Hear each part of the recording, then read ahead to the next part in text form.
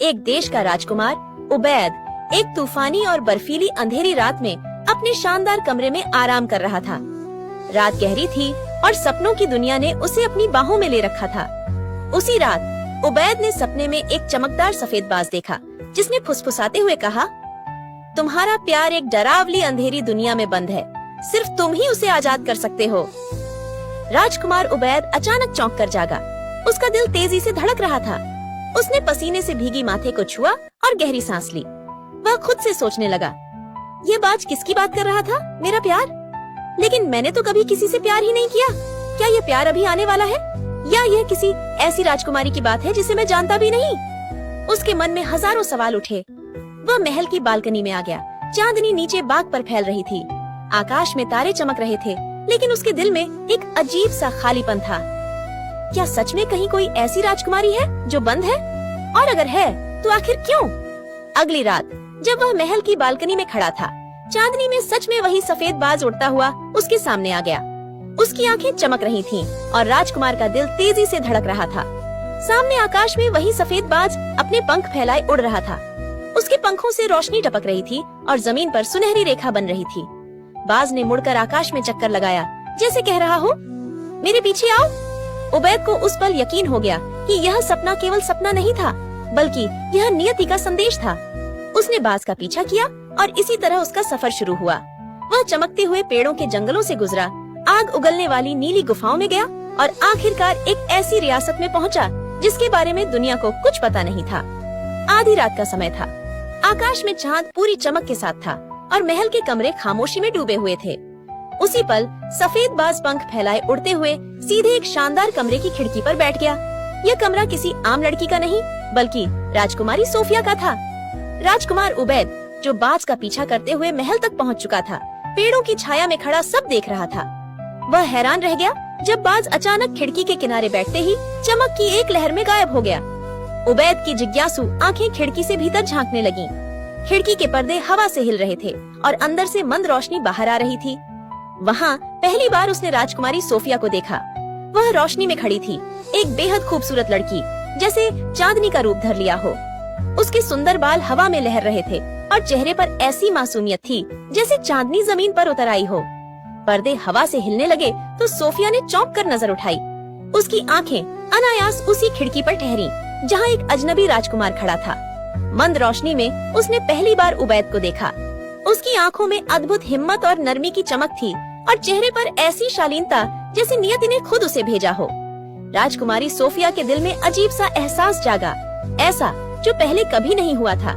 उसने धड़कते दिल के साथ सोचा, क्या यही है जिसे देखने के लिए मेरा दिल सालों से बेचैन था? यह अजनबी क्यों इतना अपनापन भरा लग रहा है? उसके होठों पर अनायास हल्की सी मुस्कान आ गई।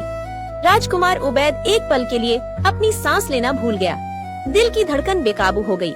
उसे ऐसा लगा जैसे समय रुक गया हो और दुनिया में केवल एक दृश्य बचा हो, सोफिया की साफ आंखें और मुस्कान जो रोशनी बिखेर रही थी। उसके दिल ने पहली बार फुसफुसाया, यही वह मोहब्बत है जिसका सपना मुझे दिखाया गया था। यही वही राजकुमारी है जो मेरी नियति है। उबैद के होठों पर अनायास मुस्कान आई, लेकिन अगले ही पल वह मुस्कान डर में बदल गई जब दीवार पर लगी घड़ी पर 12 बजे ही सोफिया कांच की मूर्ति में बदल गई। उसका चेहरा, मुस्कान और सब कुछ जैसे समय में जम गया हो। उबैद का दिल धक से रुक गया।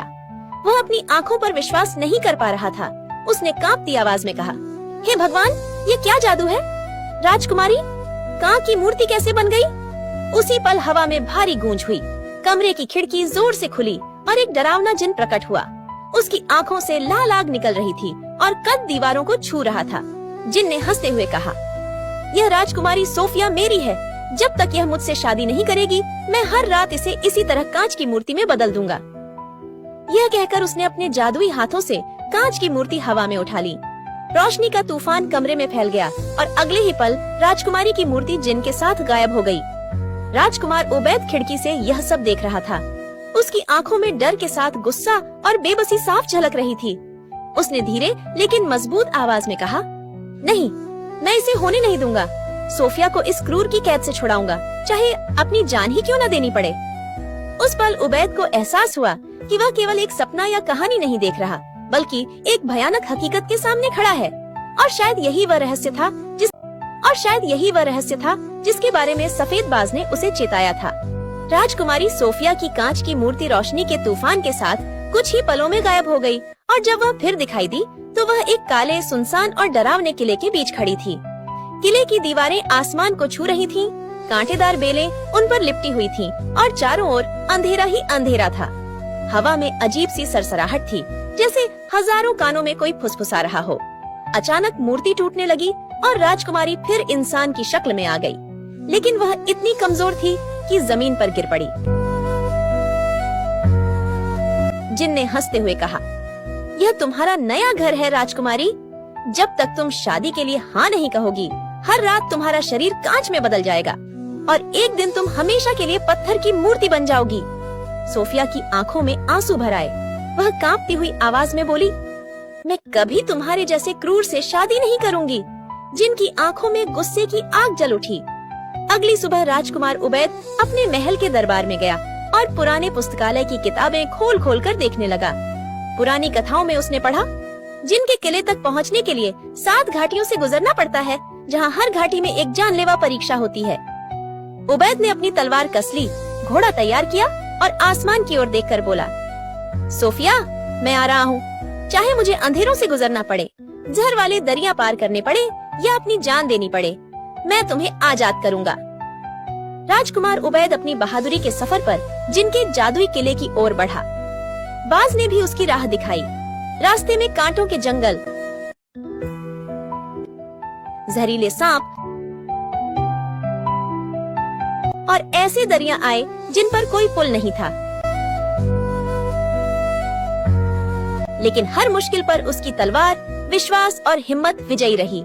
आखिरकार वह किले के पास पहुंच गया, जो बादलों की ऊंचाई पर खड़ा था। किले की दीवारें आग उगलती थीं और पहरेदार पत्थरों के राक्षस थे। उबैद ने अपनी ढाल से उनकी वार रोकते हुए किले के दरवाजे तक पहुंच गया। जैसे ही वह अंदर गया, जादुई मशालें जल उठीं और अंधेरा गायब हो गया। किले के अंदर एक कांच की दीवार के पीछे राजकुमारी सोफिया कैद थी। वह उदास आंखों से बाहर देख रही थी। जिन मुस्कुराते हुए बोला, ये तुम्हारी राजकुमारी है उबैद, लेकिन मैं तुम्हें इसे पाने नहीं दूंगा। अगर तुम पास आने की कोशिश करोगे तो मैं इसे पत्थर की मूर्ति बना दूंगा। राजकुमार उबैद की नजरें कांच की दीवार के उस पार कैद सोफिया पर जमी हुई थीं। उसके दिल में एक ही आवाज गूंज रही थी, मुझे उसे बचाना है, चाहे मेरी जान चली जाए। जिन ने हंसते हुए कहा, यह दीवार दुनिया की सबसे मजबूत जादुई दीवार है। कोई तलवार, कोई ताकत इसे नहीं तोड़ सकती। राजकुमार उबैद ने अपनी तलवार निकाली और पूरी ताकत से दीवार पर वार किया, लेकिन दीवार टूटने के बजाय आग के शोलों से बरस पड़ी। उबैद की ढाल झुलस गई, फिर भी वह पीछे नहीं हटा। उसने बार बार वार किए, लेकिन हर बार दीवार और भी मजबूत होती गई। तभी उबैद को वह बाज याद आया जो उसने सपने में देखा था। उसकी फुसफुसाहट गूंज उठी, मोहब्बत ही सबसे बड़ा हथियार है।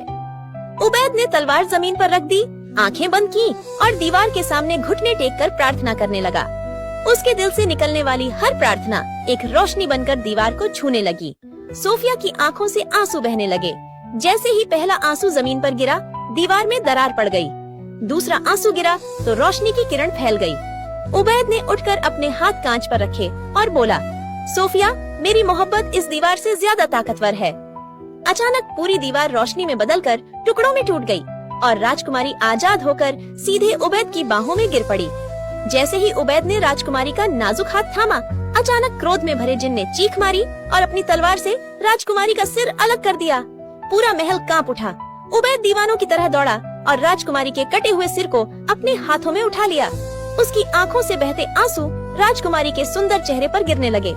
जैसे ही पहला बूंद गिरी, एक रोशनी की किरण उभरी। दूसरा बूंद गिरा तो राजकुमारी का सिर धीरे धीरे उसके शरीर से जुड़ने लगा। कुछ ही पलों में राजकुमारी ने सांस ली और आंखें खोली। वह जिंदा हो गई। उसी पल जिन का सारा जादू टूट गया। उसका शरीर से धुआं उठने लगा और वह चीखते हुए काले बादल की तरह आसमान में विलीन हो गया। राजकुमारी जो मौत को छूकर वापस आई थी, राजकुमार उसे मजबूती से अपने सीने से लगा रहा, जैसे डर हो कि कहीं फिर से खो न जाए। दोनों के आंसू एक दूसरे के गले में मिल रहे थे। क्षण शांत था, लेकिन दिल की धड़कनें सब कुछ बयान कर रही थीं। यह वह पल था जब मोहब्बत ने मौत और जादू दोनों को हराया।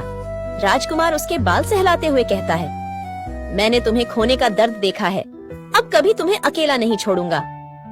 जब राजा ने अपनी बेटी को सुरक्षित लौटते देखा तो खुशी के आंसू बहाए और उबैद को गले लगाकर कहा, तुमने न केवल मेरी बेटी को बचाया बल्कि पूरी सल्तनत को जिनके जादू से आजाद कर दिया। और इस तरह उबैद और सोफिया की शादी धूमधाम से हुई।